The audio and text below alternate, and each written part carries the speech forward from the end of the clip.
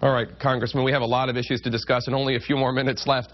I do want to ask you about those newsletters published under your name in the 80s and 90s. In the 90s, you defended them. In 2001, you said you did not write them. You now say you did not write them, you did not read them, and you disavow them. So just, if you could give a straight answer on this, who wrote these newsletters, and do you still associate with these people?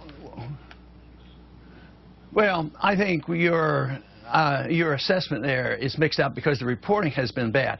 I did not. I wrote a lot of part of the letter, and I've never said I did. I wrote some of the, the economic parts. I was not the editor. I was the publisher, and there were some very bad sentences put in. I did not write those. I did not review them, and that is an error on my part. But I condemned them. I condemned them. I don't know exactly who wrote them. It's I had 8 or 9 people working for me back then, and a lot of people wrote a lot of different things. So I've condemned them and did not write them, and I've said this quite a few times. So I just don't think that that in itself is going to have long legs, because people who know me know exactly what my thoughts are. People know everything about that in my district. It's never been, a big issue at all. And most importantly, on the issue of race relations, I'm the one that really addresses it when we look at the drug war and the imprisonments, the court systems, the death penalty,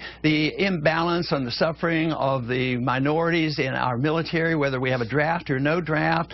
So I think the court system is very, very biased, whether it's the issuance of the death penalty. If you look at it, it is unbiased. I'm the only one that's talking about that. So I'm the true civil libertarian when it comes to this, and I think that people ought to, look at my positions there rather than dwelling on 8 sentences I didn't write and didn't authorize and have been, apologetic about, because it shouldn't have been there and it was terrible stuff. Well, I think it's more than 8 sentences, but moving on, one of your former close aides recently said that you, quote, engaged in conspiracy theories, including perhaps the 9/11 attacks were coordinated with the CIA, and that the Bush administration might have known about the attacks ahead of time. So have you ever expressed in front of anyone? No, wait. Don't go any further than that. That's complete nonsense. It's nonsense. Just stop that. That's not nonsense. True. No, I did not. I never bought into that stuff. I never talked about it. Okay.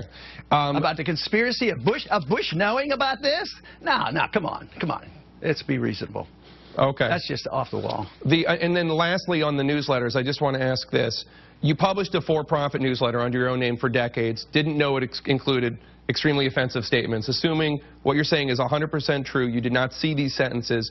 Doesn't this call into question your management style? Well, yeah, I think so, but I don't think anybody in the world has been perfect on management, everybody that's ever worked for them.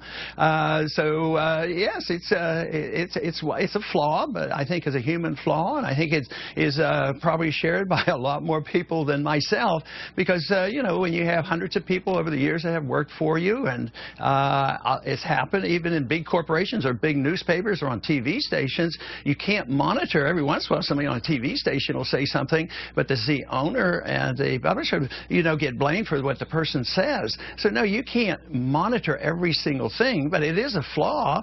And of course, I admit that I'm an imperfect person and didn't monitor that as well.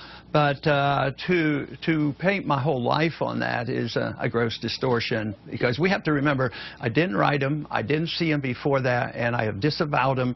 That, to me, is the most important thing. The only other thing that we should do is you and others should look at all my other statements in my defense of civil liberties and race relations.